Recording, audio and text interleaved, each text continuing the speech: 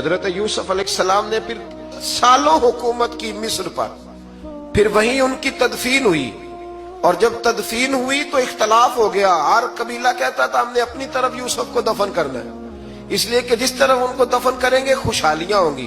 پھر فیصلہ ہوا کہ سنگ مرمر کے تابوت میں رکھ کے حضرت یوسف کو دفن کیا جائے، اور دفن کرنے کے بعد ایسی جگہ پہ دفن کیا جائے جہاں سے پانی چھو کے گزرتا ہے۔ تو ان کو وہاں دفن کیا گیا، پانی چھو کے گزرتا تھا، لوگ کھیتیوں کو لگاتے تھے اور مصر سرسبز و شاداب رہتا تھا۔ اور پھر حدیث پاک میں موجود ہے، مولا علی شیر خدا رضی اللہ تعالی عنہ فرماتے ہیں کہ نبی کریم علیہ السلام کی بارگاہ میں ایک اعرابی آیا، حضور نے فرمایا کچھ مانگ لو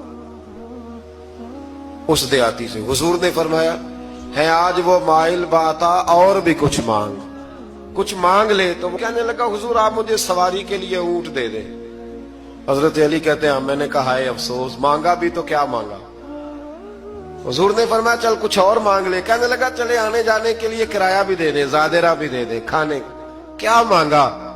تو حضور علیہ السلام نے اسے دے دیا۔ تو محبوب فرمانے لگے تجھ سے تو موسیٰ علیہ السلام کے دور کی وہ بوڑھی اچھی تھی۔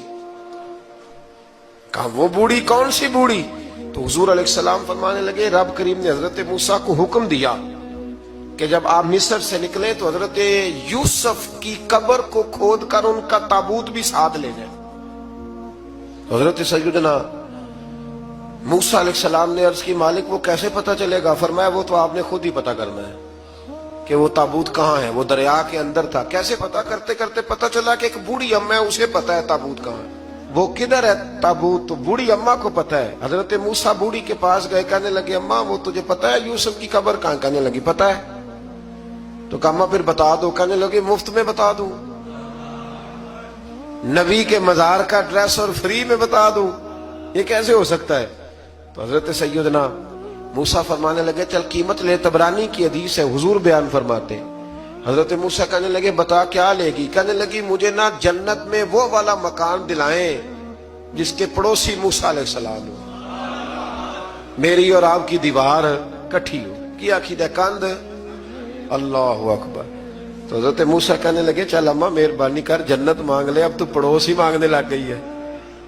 تو نبیوں کا درجہ تو بڑا ہوگا، تو دینے والا اللہ ہے، میں دعا کرتا ہوں۔ تو کہنے لگی جی ٹھیک ہے، اگر آپ نہیں دیتے تو میں ایڈریس نہیں بتاتی۔ تو حضور فرمانے لگے اس سے تو وہ اچھی تھی۔ حضرت موسیٰ نے عرض کی کہ یا اللہ یہ نہیں بتا رہی تو اب کیا کروں؟ فرمایا موسیٰ وعدہ تو کر لے، مکان میں دے دوں گا، وعدہ کر لے۔ تو حضرت سیدنا یوسف کا مرتبہ دیکھیے کہ ان کے مزار کا پتہ بتانے کے لیے، مزار کا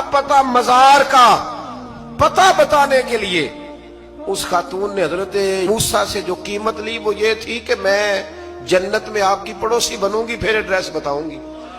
تو حضرت موسیٰ نے وعدہ کیا تو پھر اس نے پتہ بتایا کہ فلاں جگہ مزار ہے۔ یہ تقریباً سینکڑوں سال بعد حضرت موسیٰ وہ وہاں سے نکال کے تابوت اپنے ساتھ لے کر کے گئے۔